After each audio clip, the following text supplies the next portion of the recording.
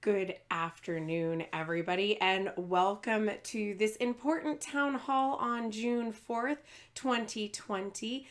This is a Thursday, and this is our special AMP hall because we're going to be talking a little bit about something differently than we normally discuss today. So we're going to take this time to let our HR department go ahead and start our conversation off. So we're going to break to them real quick.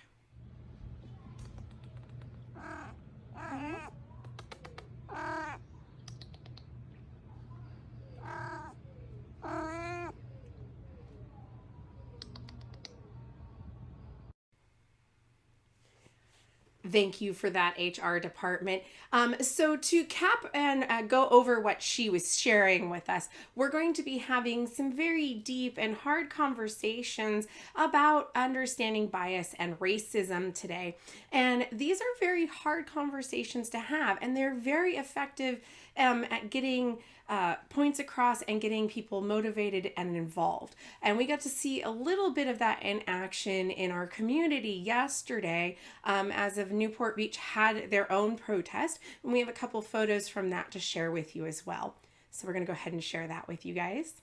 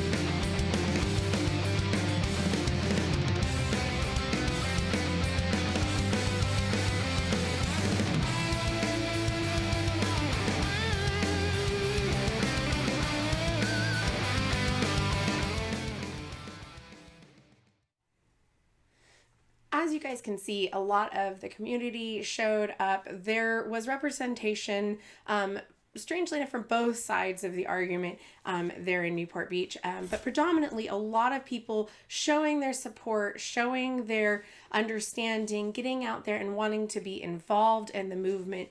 And being involved in the movement is so very important, just as keeping it going, keeping it alive, keeping it fresh, as well as getting your voice heard, being understood and saying that the status quo is not status quo.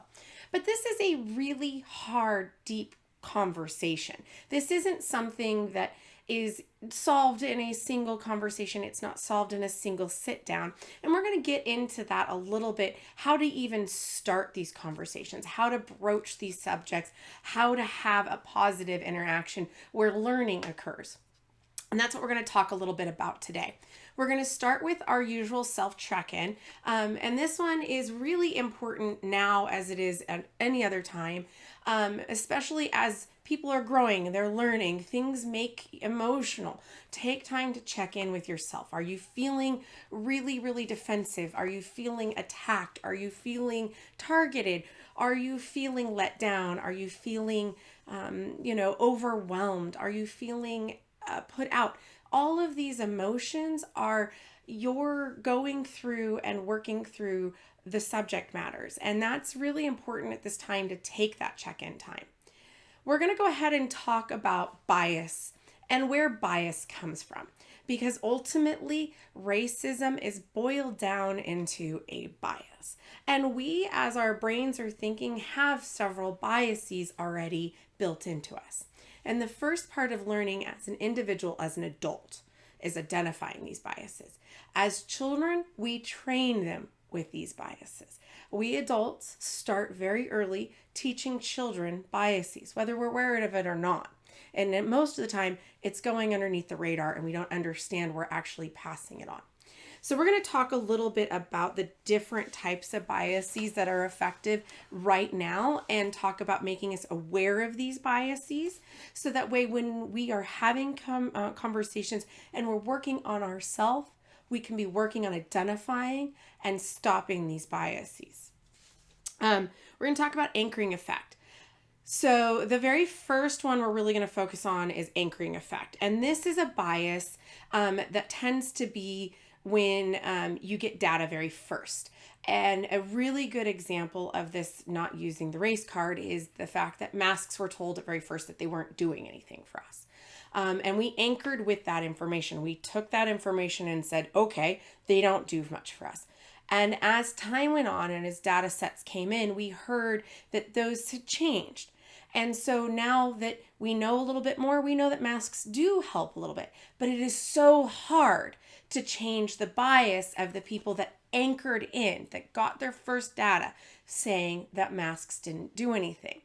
The same can be applied for when you're looking at biases as far as the anchoring effect in racism. If you're told that right off the bat, you're told a certain culture is innately negative, you are going to grow up thinking that culture is innately negative. That is a hard fact that you were told very early on in your life, and it is your first bit of information.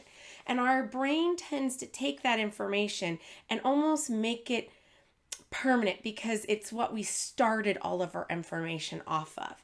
And it's going to take a minute to rewire and rethink about that. The other section we want to talk about is stereotyping.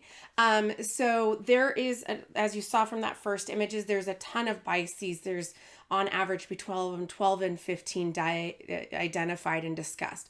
We're looking at just a few of them because these are the ones that you're going to be primarily working on. Does not mean that they were not all created equal and can affect how we think. Stereotyping. The example that they give is tech is worried, but frankly, the tech team is always pessimistic. That's overgeneralizations. You see a ton of this in everyday education, entertainment. You hear it sometimes in the jokes and comedy. It's how we tend to group and identify groups together. One of the ones that I like to openly discuss about is the African Americans and chicken and watermelon philosophy, that they're going to be eating fried chicken and watermelon. Lots of groups like fried chicken and watermelon. It's not a identifiable with a group food type, but because of its predominant use in culture and in discussions and in stereotyping, you get a lot of that being heard. And stereotyping can be very negative, but our brain tends to do it because we make patterns and we make correlations. And then because of that, we can make bad correlations, bad groupings. And that's the stereotyping. You need to learn that not all groups follow that. That yes, that may fit several individuals, but not all individuals, and does not necessarily culturally identify them. That's a big part. It may not be a cultural identifier for them. Another one is the bandwagon effect. This is where we all joined thoughts together because of what we are thinking in similarity, or that thought process seems like a really good idea, so I'm going to jump on it with them.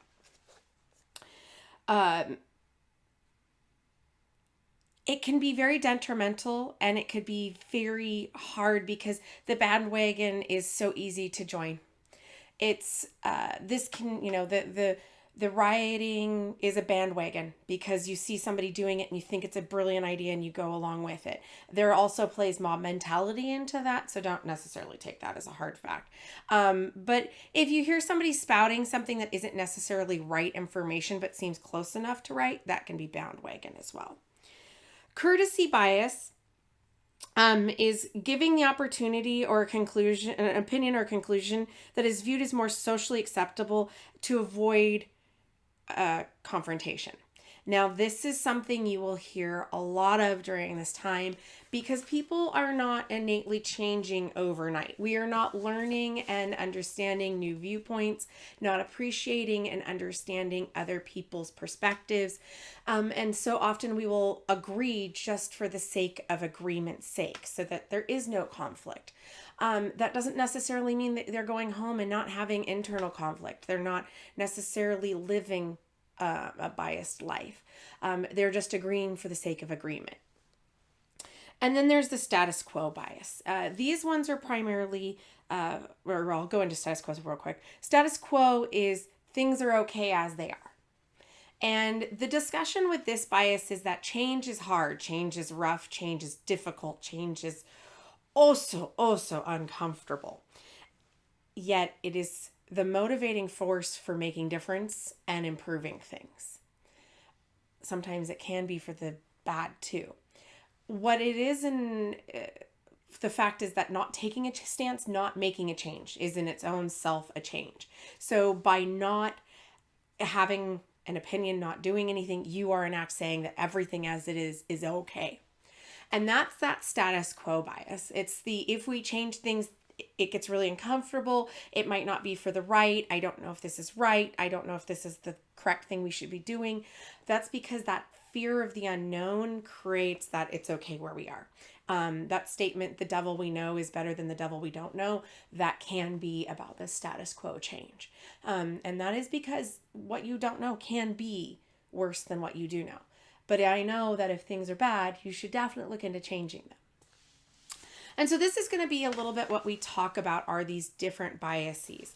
The different biases that you see affecting how the brain works and how we think. Because every person on this planet has biases. There is no person that doesn't. It's about self-work and self-working through this. Now, if you're an adult and you're working with children, this is important to go through your biases before you work on anybody else's. Identifying what makes you uncomfortable, identifying what you don't know enough about, what makes you start to be nervous. And if you feel nervous, you're feeling uncomfortable, you're feeling not at ease, it's because you're in the middle of going through some changes. You might be facing your biases. And these are hard to change because they're wired in our brain. And so it's not going to be a tomorrow thing. It's going to be a work on it every single day thing until you're not thinking that way. So biases are where you want to start. Having that hard talk is the next part. The sitting up and actually having the discussion. So the biases are what you want to look at, what you want to focus on, what you want to kind of analyze and see what you need to talk about. And then having the hard discussion is next. You're going to want to set it up. Now, this is hard for everybody. And it's really important to remember because it's hard, it almost makes it more important. You need to be sitting down and having this discussion. Because if nobody informs anybody, you're all walking around not knowing anything. So have that comfortable sitting. Set aside a comfortable place. Make it an environment where discussion is encouraged.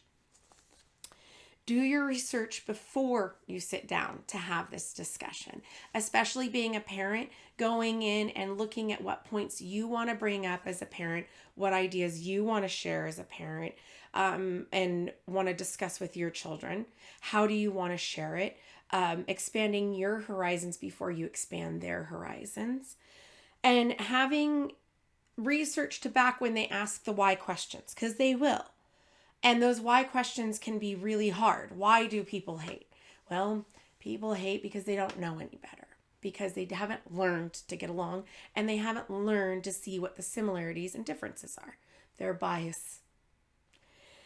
Having that open discussion, an open conversation is probably one of the hardest things, especially when we get into hot topic, easily upsetting conversations. Open discussions should be open. They've got to be given a chance for talking back, for communication, for asking questions. You should expect whys, how comes, wheres, wins. All of those things play into having a very large open discussion. Part of having an open discussion is deciding when that discussion is no longer open. We see this when people get angry. When we fight, we're not listening anymore. We're arguing for the comment on the end portion. And so one of the biggest things that having an open discussion is finding out when it's not an open discussion anymore, halting it, putting a pause button down, and then coming back to that conversation. Now, I'm not saying give up on that conversation because these are topics that should not be walked away from. But when you're heated and when you're arguing, nobody's learning and nobody's listening. So halt it. Take a second. If you're still emotional over it, it's okay to own those emotions. I'm upset. I can't talk about it right now. What has been discussed has made me very angry, and I need to take a few minutes to work through this emotion so that I can have an actual conversation. Those are K languages to use both with children because it shows them that you're working through that emotion as well as with other adults, because we all have emotions. We all have feelings. If your conversation is going really well, encourage different points of views. Keep it going. Expand it. Ask why, what you can do, how you can help. What do you do next? Going and researching those stages, finding people who are activists and working for your solutions would be your next gauge. This is a conversation that needs to be repeated. This doesn't bear doing once. When you're looking at biases, they pop up all over our lives. It's important to retouch this at all times. When you're having the conversation, the research and going through and understanding things is primarily very important.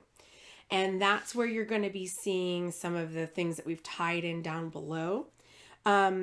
I've included a link, the picture of the heads talking, and I don't know if our video person can put their arrow on it, but the two heads, the red head and the black head talking, those talk about how biases can impede and inhibit learning.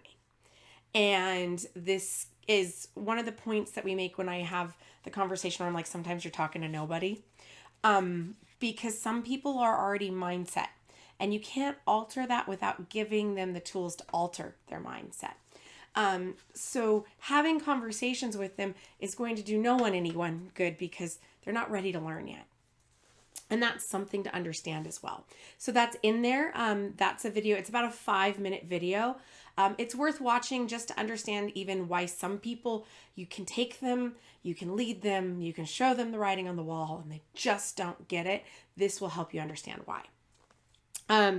There's another component in there about education and playing a role in evening out community understanding, understanding different lines, helping heal and helping understand improvement into this. The biggest component I can say of that is that our children, the kids that are in school right now, will be eventually the lawmakers and the people who inherit this earth. And they are the ones that will get to live with the love or hate we leave behind. And I know personally, my generation was hoping to be the generation that ended hate, and ended, racial differences. I'm hoping this next generation can take that flagship. And this will talk about a little bit about giving them the tools to make them more capable. 31 books to support conversations on race, racism, and resistance. Those are 31 different levels. It's a good resource for looking for information just to read, especially to small children, given in bite-sized pieces, able to be followed along with. There's another one that also has another portion. And then we also included a video about systematic racism. And we encourage you to watch this with your student or watch this by yourself. Learn a little bit about what it means to have a different skin color, a different viewpoint, a different perspective. last but not least, there is a really cool conversation coming up on, I do believe it's Saturday, right? Yeah, Saturday morning at 10 a.m. And we're going to be going on and watching this. But if you have a younger guy, this is going to be a really good starting point for having discussions with them. The puppets can be a way different perspective. They can ask and do different things than even adults can. Kids connect to them in a different way. So if you have a younger person and you want to start this conversation and you're not really sure where, doing your research now, going in, doing your research, and then waiting till Saturday and having the Muppets start that conversation and you follow it up with at-home stuff will be definitely beneficial. If you can't wait till then and you're already having discussions at home, safety, giving them the boundaries of your house beliefs, understanding that your beliefs may be different and how to prepare for that, being open, being honest. Kids see so much more than we give them credit for. They are as aware as we adults are about what's going on in the world. They are bombarded by imagery and information as much as we adults are. And it's important to have real conversations just the same as adults, because they too have feelings, emotions, understanding of the situation. And sometimes they have a better grasp of it than we do. So it's important to include them. For this purposes, we are open. If your child needs a safe place to come talk, if you would like to have a discussion, if you'd like to come in, if you need resources, we will be providing resources as much as we can, to you as well, so that way you can come in and join in a conversation. If you guys have any other comments or questions, you're more than welcome to share with us at our school. You can call us or email us. Our number is 949-720-1683, or you can email us at ampeducationllc@gmail.com. We are more than welcome to field your questions, or if you need help getting information, please reach out to us. We will help you with that as well. And then at this time, we're going to open up any comments or questions out there. We've got Kathleen saying thank you for talking about this. Hi, Kathleen. Thank you for hanging tight. And I know you're working on your own self, so thank you for that. That's a really big thing. And anybody else, if you're feeling alone, you're not. Everybody's in this together. We're all looking at this. Unfortunately, several million of us are not working currently. So this is giving us a lot of time to think about this and have open discussions. Please take the time to reach out, start a conversation with a friend, start open dialogue. The more we can have, the more open it is, the more uncomfortable it makes us, the better off we're going to be. We have another one. Susan Boone says, well said, Kate. Children do see and hear a lot. They absorb everything, and I have always approached my teaching as they are shorter adults. Yes. Children are shorter adults. Absolutely, Susan, you are correct. Being they think and speak so clearly already well before they actually can communicate. Even infants, and we see this in psychology. It's actually where we talk about the beginning of bias is infants are already observing the adults around them and how they react to situations, and then react very similarly. Same with how they are discussing things as little people. I have more often times than not seen little 2-year-olds engage in pretend play that is on par with what they are seeing at home. So they interact, they absorb, and they see, and they regurgitate. Because when they are regurgitating and they're playing, that's them embedding it and putting it into the brain and making it part of their function. So kids even as young as 9 months, and I said that 9 months, are already starting to see differences in skin tone, in language, in differentiation of role. They understand that, and that we're talking infants. So you can have a conversation with somebody who is as young as 1. All right, we have another question. Just another comment. Erica Robinson says, "Thank you so much for the resources. It will help give me a place to start with my little one. It's a great reminder that she sees more than we realize. Yep. It's tough. It's a tough conversation to have, but one worth having." It is. It's Erica. It is such a tough conversation, and you know, I applaud you, because being that parent who has that tough discussion actually broadens the horizons and starts that conversation so early that it is not uncomfortable by the time they become an adult. Having these discussions now opens up communication at all levels throughout their life, to include us adults. Having those conversations can lead to us learning, to us understanding something that may have been more complex than we even realized. I know I sit across from here, being an extremely Caucasian person, looking two very ethnically different people behind the camera, who are going through a myriad of experiences during this time, both positive and negative. So while you're out and about, don't forget that. Be kind to yourself, be kind to others. And as we go through this, look outside of yourself, look at other people's struggles, look at how it relates to us and brings us together, and what positive force we can have on the future, because this ultimately is our goal. If there's no other comments or questions, I'm going to go ahead and say thank you guys so much. It has been a pleasure. I hope this has helped. If you guys have any further questions or comments, do not hesitate to link them below. We will follow this up, I'm sure, with other conversations as this moves forward. So don't hesitate to reach out. Don't forget to like, share, and subscribe us. I know it sounds very selfish, but you guys getting our message out helps us share this message with others. So by like, sharing, and subscribing, we can send this out to others.